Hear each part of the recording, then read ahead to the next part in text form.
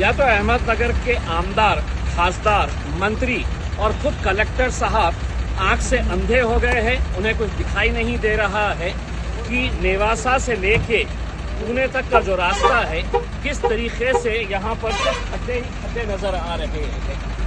इतने बड़े बड़े खड्डे शायद हिंदुस्तान के किसी सड़क के ऊपर नहीं होंगे।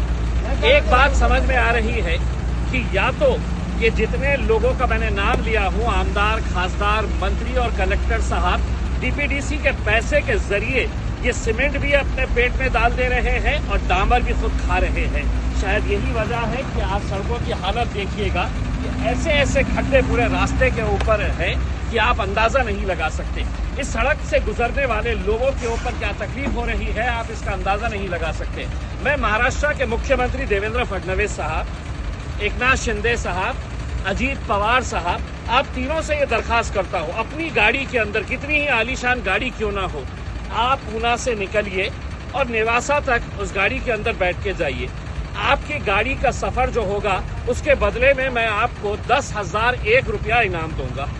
ये खड्डे क्या सिर्फ आम लोगों के लिए हैं? आप हेलीकॉप्टर से घूमेंगे, लोगों से टैक्सेस वसूल करेंगे और यहाँ पर लोगों को इस तरह के खड्डे नसीब होंगे।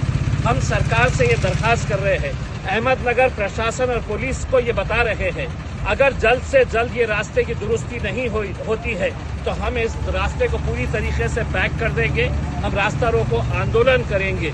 हो सकता है कि पैसे की लालच के अंदर ये डीपीडीसी का फंड पूरा आपस में मिल बांट कर खा रहे हैं। उन्हें फिक्र बस इस बात की थी कि अहमदनगर शहर का नाम कैसे बदला जाए। आपने नाम बदल दिए, अहिल्याबाई होलकर के नाम के ऊपर इस शहर का नाम तो रख दिए, लेकिन आपको शर्म नहीं आ रही है कि इस शहर के आने और जाने का जो रास्ता है उसके ऊपर जो खड्डे भरमार पड़े हुए हैं उसको आपको नजर नहीं आ रहा है।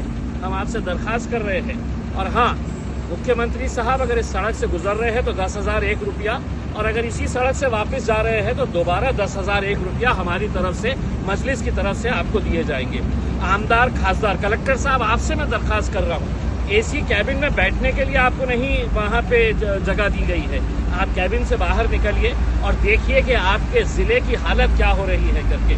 और इल्जाम आपके ऊपर इसलिए लग रहा है कि आपके जो मंत्री, आमदार, खासदार पैसा खा रहे हैं, शायद आप खामोश बैठे हैं। हो सकता है कुछ हिस्सा आपके हिस्से में भी आ रहा होगा, इस वजह से आप मुंह खोल नहीं रहे हैं।